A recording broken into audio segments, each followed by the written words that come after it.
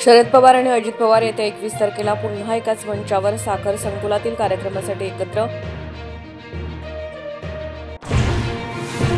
जालन्यात उदय सामंत आणि संदीपान भुमरे यांनी घेतली मनोज जरांगे यांची भेट. तिघांमध्ये चर्चा भेटीचं कारण गुलदस्त्यात.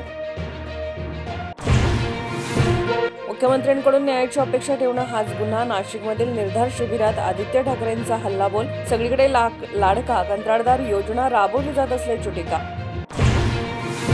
तीव्र उन्हामुळे काँग्रेसने नागपुरातील सद्भावना यात्रा अवघ्या 500 मीटरवर आटोपली. 500 मीटर अंतर पार करणे काही नेत्यांना ठरलं अडचणीचं. राजवाडा पॅलेसमध्ये सांगता सभा.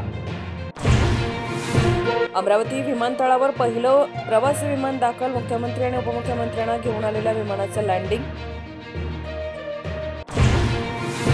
शिवतीर्थावर राज ठाकरे एकनाथ शिंदे यांची बंद खोलीत पाऊण तास चर्चा. भविष्यातील संभाव्य युती जागा वाटपासारख्या मुद्द्यांवर चर्चा. विश्वसनीय सूत्रांची माहिती. नॅशनल हेरोल्ड प्रकरणातील आरोपपत्रात सोनिया गांधी आरोपी क्रमांक 1 तर राहुल गांधी आरोपी क्रमांक 2. चार्जशीट विरोधात काँग्रेसची देशभरात ईडी कार्यालयाबाहेर निदर्शने.